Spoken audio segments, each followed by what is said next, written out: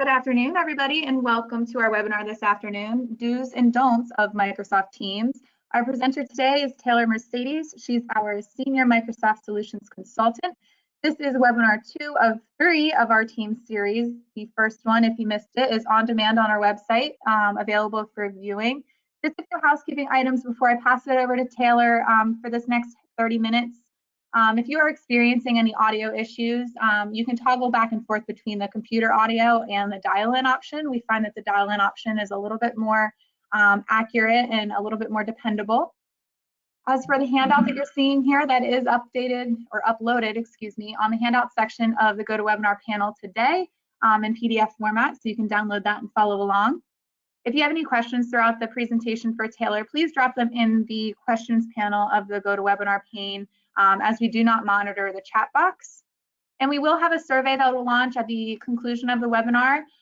Just let us know how we did, if you have any topics that you want to see us dive into deeper, or if you have any questions that go unanswered throughout the entirety of the presentation. So without further ado, Taylor, it's all yours. Thanks, Kaylee, appreciate it.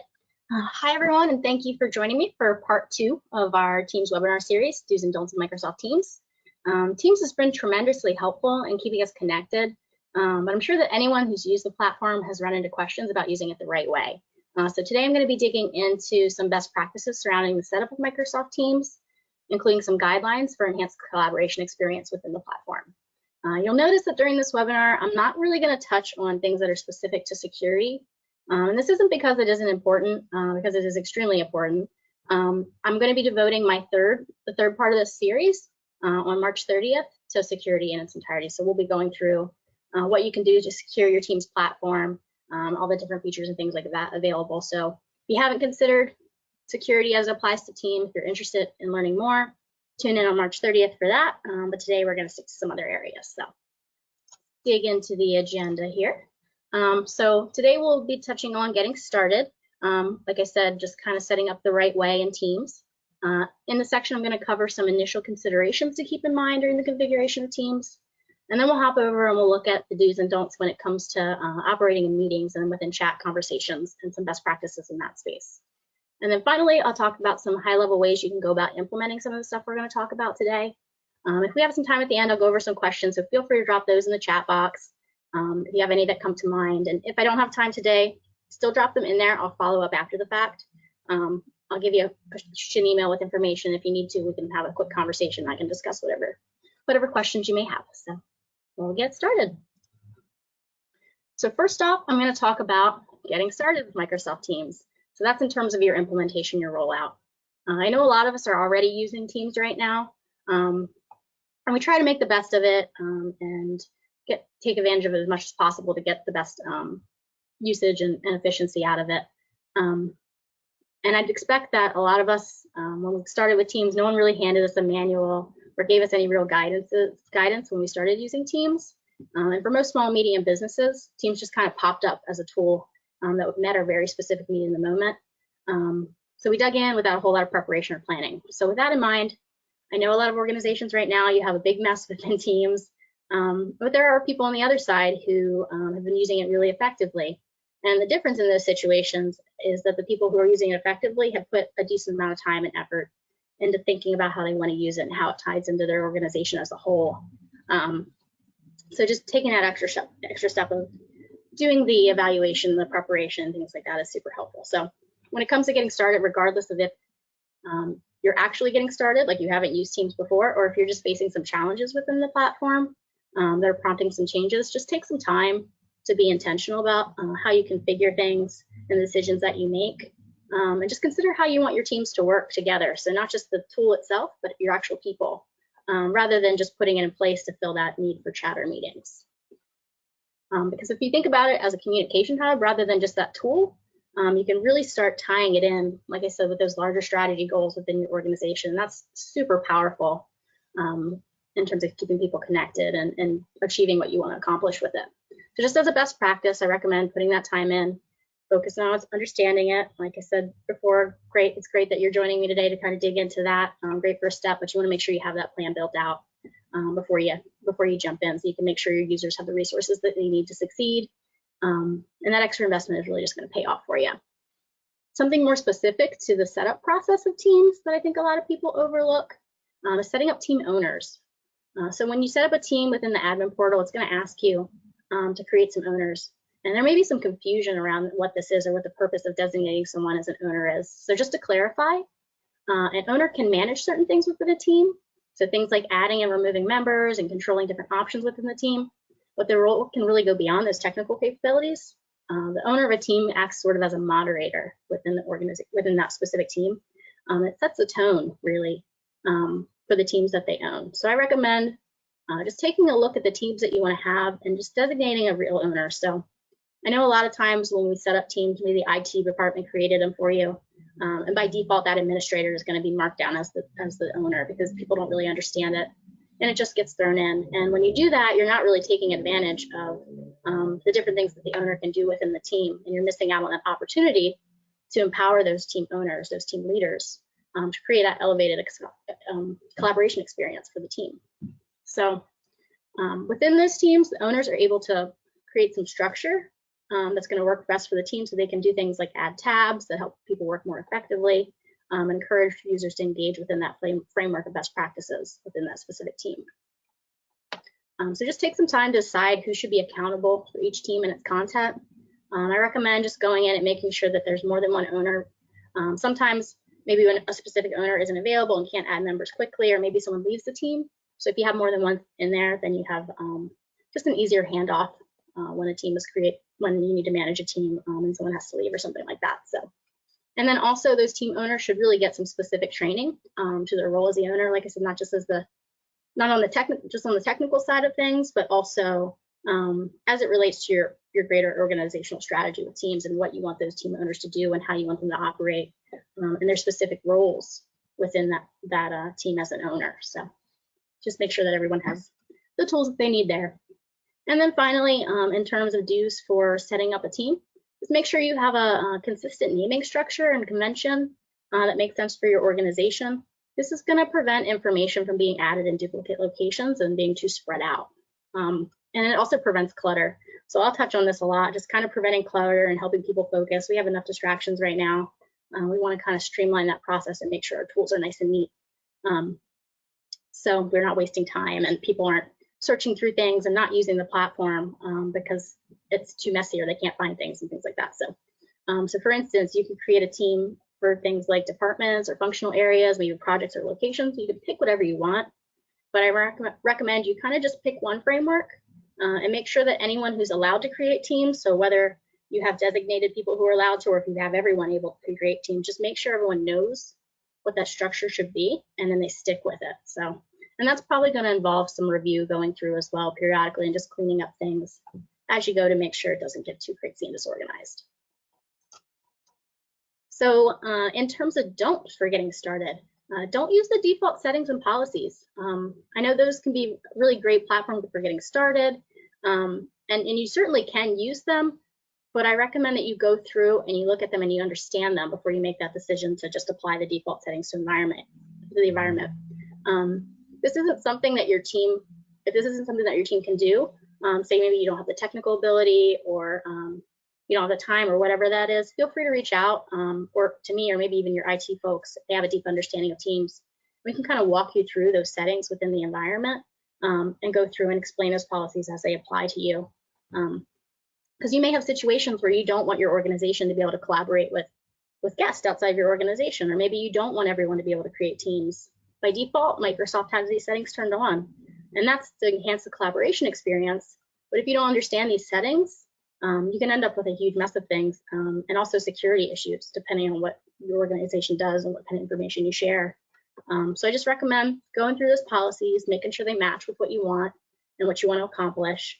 And with that said, if you don't understand it, I'm here. Feel free to reach out. We can have that conversation. That's certainly something I can help you with so you can have a better experience there. Also, I'd say don't go in and create more teams than you need. I think sometimes folks get a little bit excited in teams. They create all these different teams with greatest intentions, and then most of them just go unused. And then it makes the platform just sort of difficult to navigate, and there's all this unnecessary clutter everywhere. So as you're going through and you're building out Microsoft Teams, just create what you need as you go. and make sure you have a specific use case for every team that you create. So as soon as you implement and roll out, you should have folks in there collaborating and working, so that those are actually in use and being used there. So, and that, like I said before, it just kind of creates a situation where employees don't have to dig through to find what they need, and not have to deal with that stuff that shouldn't be created in the first place. So another don't I'll put out there is don't forget the tabs. So I know I touched on tabs in my previous webinar in this series. So when you're setting up teams, you have the opportunity to add in things like Microsoft Planner or Power BI dashboards if your team's using them.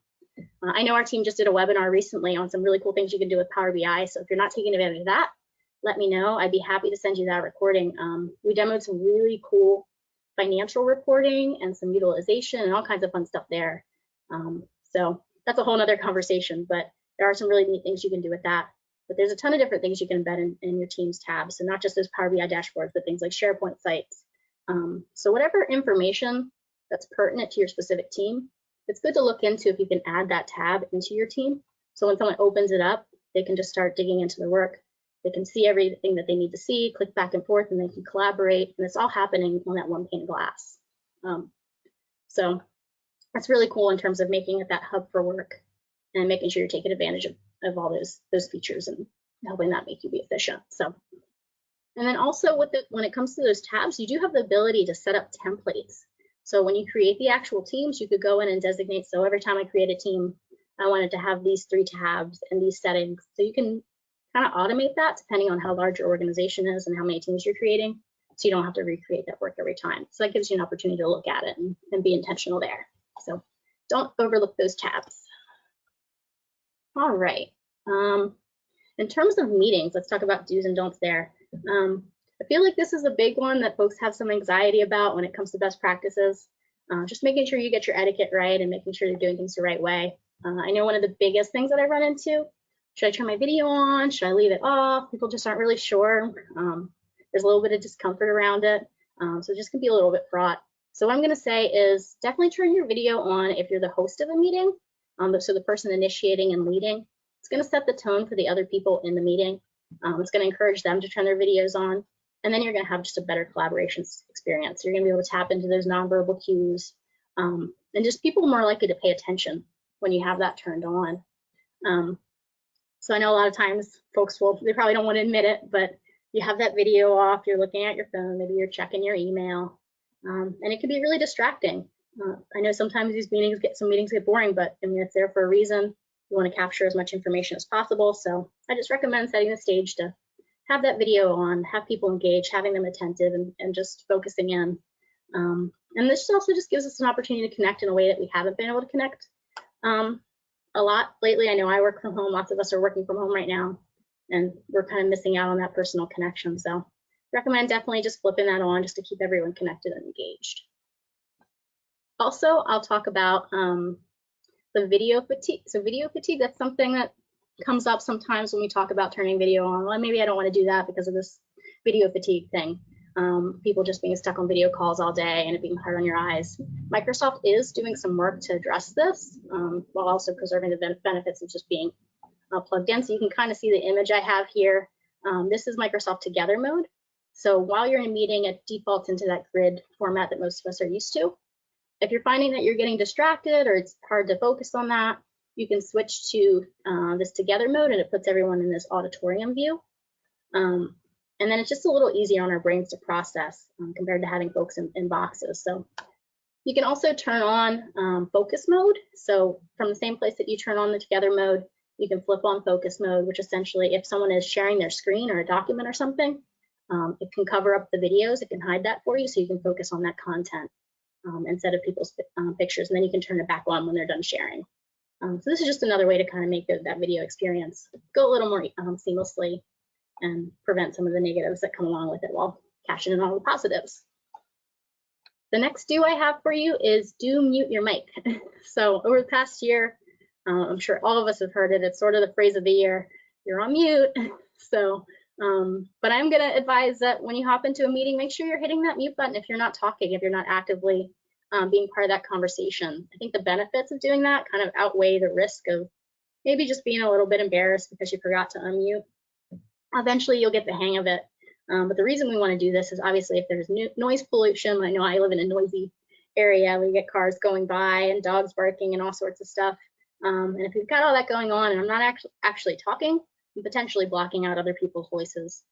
So it's just important to make sure you're being conscious of hitting that mute button, even if there's unexpected noises that come up in the background. We want to keep people as focused as possible. So I mean, it's hard enough as it is to keep from being distracted. We want to be respectful in that way. So just make a habit of clicking the mute button when it isn't your turn. And this can also be a benefit when developing listening skills. Just taking a step back and hitting that mute button, just focusing on what someone else is saying rather than what you're going to say next. And then just chiming in when it's your time.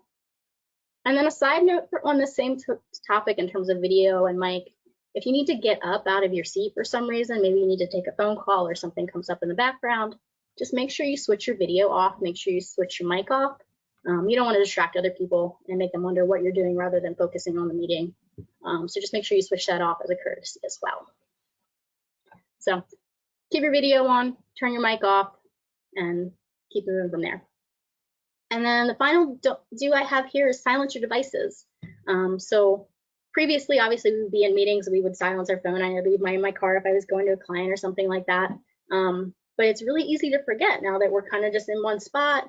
We hop on a video call. It's really easy to forget to shut your cell phone off, not just your cell phone, but maybe your desk phone too. And that can be super distracting, not just for you, but to the other people in the meeting if things are buzzing and making noise. And then I also recommend take advantage of the Microsoft Teams statuses. So set yourself to do not disturb if you're going into an important meeting. It's kind of like closing your digital door, making yourself available for the meeting and just closing out everything else. Just a really good thing to do. Once again, keep focused, keep engaged, all that good stuff. Okay, and then just a couple don'ts here. In Teams, you have the ability to record meetings, which is a really cool feature. You can save them for future reference, or you can send them to people who maybe weren't able to attend the meeting. Just make sure when you do that, if you're going to use that setting, make sure you get permission. I know a lot of states you're not allowed to record without the knowledge or consent of other parties, so just keep that in mind. And then it's also just a courteous thing to do, just to give people a heads up before you record. Most people are usually fine with it, but you just want to point it out. And then just be mindful of what information you're sharing as well. So I know Microsoft Teams will let you know if you're being recorded, but there's other recording software out there that you may not know that's running. So you just want to be careful what you say, what information you share, particularly if you work with confidential information. Just be conscious of that as you're working in Teams. And finally, don't forget to raise your hand. I know it feels like going back to kindergarten here, but this can be a really great tool in Teams. So I know sometimes in larger meetings, it's kind of hard to know when it's your turn to speak. And this kind of goes two ways. So we've all been in meetings where there's one or two people who monopolize the entire conversation. You can't get a word in. But maybe you're one of those people who talks the whole time and you're not sure when other people want to talk. Or maybe there's folks talking over each other. And this can make meetings really difficult and can waste time and cause all sorts of problems. To get away from this, you can go in and someone else is talking, you have a thought, you can put your hand up and you can see in the graphic here, you have that little hand icon you can click on to raise your hand and let everybody else know you have something to say. As a host for a meeting, just keep an eye out for any hands that may be raised so you can sort of point out to the group that that person has something to say and make sure they get an opportunity to be part of that conversation. And just make sure when you're finished, you put your hand back down. So you want to click it so it doesn't just stay up there and people just start ignoring it. So it's a really good way to make sure that everybody's included and gets to be involved in that conversation. All right, conversations. One of the most common questions I get when people are adopting Teams is, all right, should I send things via email? Maybe should I send it in chats? Does it belong in a channel? And the answer to that really just depends on how your organization wants to operate. So it circles back to that planning and knowing what you want to do. But my advice most of the time is that if it's short, informal, or an internal communication, go ahead and send it via Teams. It kind of cleans up some of the clutter that's in your inbox. But if you have a formal, longer message that you want to send, you can go ahead and do that via email. And then also if it's something that's going to involve discussion or collaboration, maybe do that via Teams. So even if you want to add, something you can do is just add a specific channel. If you have some collaboration going on, maybe it's something that makes sense to throw within the existing team rather than your personal chat. particularly if you're sharing documents or if you've got a large group that needs to work together. It might make sense just to create a whole channel for that, to have it go through there. This is really helpful if you want to add members later. So instead of having to forward them all the messages that you've sent to each other, all those email chains for them to read through and dig through, it all gets saved in that channel. You can add them on, they can go back and review everything, they can look at all the documents. Just imagine what it's like just going through and digging through attachments and trying to get up to speed that way. If you compare those two options, it's clearly Teams is the winner there. So definitely a good way to go with that. And then also in terms of company announcements, this is another thing I get asked about. Some people choose to send company announcements via email just to make sure everybody gets them. But if your organization has their teams really nailed down and you're positive of who's in each group and each team, you can certainly send them through there. It leaves a good record that you can go back and view things. So there's two ways to do that. And then the other thing to keep in mind here when you're doing things in Teams versus in email is that inherently Teams is going to kind of sort things out for you into focus areas based on those teams and channels. So when you're in email, you kind of have a scattered group of just internal messages that are coming in and external messages and maybe different projects and clients just all dumped into one spot. And this makes it super hard to focus on one item, one area when you're working. You have to go through and sort it all out. But when you're working internally in your organization, if you sort between teams, it's automatically focused for you. You go in, you look at your team, you know what you're working on. It just keeps you on the right track as you're working. So definitely recommend taking some of that noise from email, shifting it into Teams, kind of quiets down your email mailbox a little bit and can help you be more efficient there. And another do I'd say is make sure that you reserve flags for messages that are actually important or urgent. So within Microsoft Teams, you have the opportunity to send just regular messages, but you can also mark them as either important or urgent. Important messages, users will get an alert that they have an important message. Urgent ones, they're going to get an alert every 2 minutes for 20 minutes. So you can understand that if you're using those in situations where it's not really urgent, that can get pretty annoying pretty quickly, and people will start ignoring those flags. So you want to make sure that you're using those in the right circumstances. You're not being too heavy-handed with how you're using those alerts, just to make sure everyone's being efficient and professional and all that. Okay. So in terms of conversation don'ts, Teams gives you the opportunity to use GIFs and memes and stickers and all this really cool, pretty stuff that you can throw into your conversations. And I know it can be tempting to sort of sprinkle this in wherever you feel like it, but you do want to make sure, this isn't Facebook, we want to make sure you're thinking about where you're putting stuff. Does it belong there? Is it appropriate? So if you're working within a designated work that says a team that's designated for work, I don't recommend using these sorts of things. It can be really distracting for other team members. You might think it's fun or funny or whatever, but a lot of people are probably going to be kind of annoyed if they're looking for important information and they're scrolling through a bunch of images that really don't need to be there. So just make sure you're reserving those for spaces that are made for that. So it may be one-on-one chat with individuals, or maybe even some organizations will set up sort of fun team pages. Maybe there's contests going on in your organization, or just places where people can get to know each other a little bit more. If you're having issues with people sending a lot of those, maybe create a spot for that and direct it that way. But just make sure that those work channels are focused on work and not getting too cluttered up with all this extra fun stuff that we've got here. Another would be to just be aware of people's statuses in Teams. So if someone is in a meeting or if they're presenting, they're probably occupied and don't want to be interrupted at that time by a pop-up of a message or something like that. So just hold off on sending those messages. There's also the busy status. You can use your discretion when it comes to that. I think that's probably something an organization may want to define.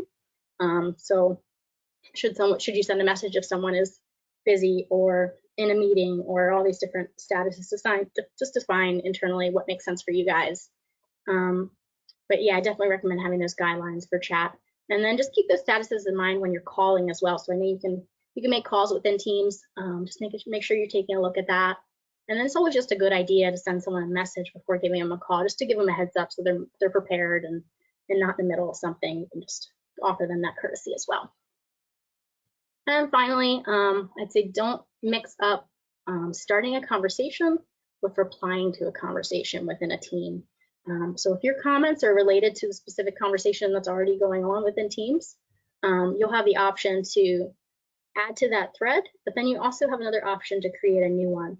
Just make sure you're being aware of what you're doing there, because if you're creating new threads for ones that already exist, you end up with duplicates. You might be asking for information that has already been shared and wasting time that way.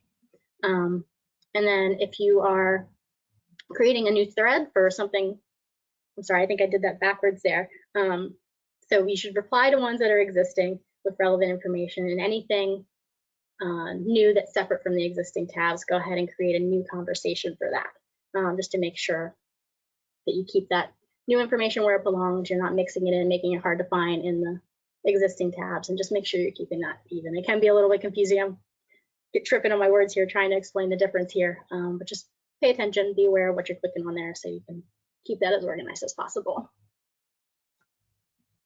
All right, so quick poll question here. Does your organization provide Teams resources? Let me see if I can pull this up for you. Just a second. Oh, it looks like you guys are voting. Great. I'm curious to see where this falls. I have a guess where we'll end up, but I'm curious. I know I've offered different training and resources to organizations rolling into this, but I honestly feel like it's probably not as common as it probably should be. I'll give you just for about a little more than half of you have voted now. Okay, still filtering in. Ooh, I am cutting it close on time. All right, so we're gonna go ahead and close this poll. I'm gonna see if I can wrap up here. Looks like 64% of you don't get any resources. So let me jump forward here. All right. So we've talked about all these best practices and all these do's and don'ts. And it's great to have those in mind, but you're probably thinking, okay, how do I make the rest of my team think about this stuff and put this stuff in place? You'll probably recognize a reoccurring theme in this webinar and the others in the series. First step is to have that plan. Your organization needs to decide what flavor of team guidelines you want to have, and figure out what you want that to look like and the best way to make sure your team follows through. So just being conscious of that, making a plan there. First, you'll want to map out what you need and what your team's environment should look like.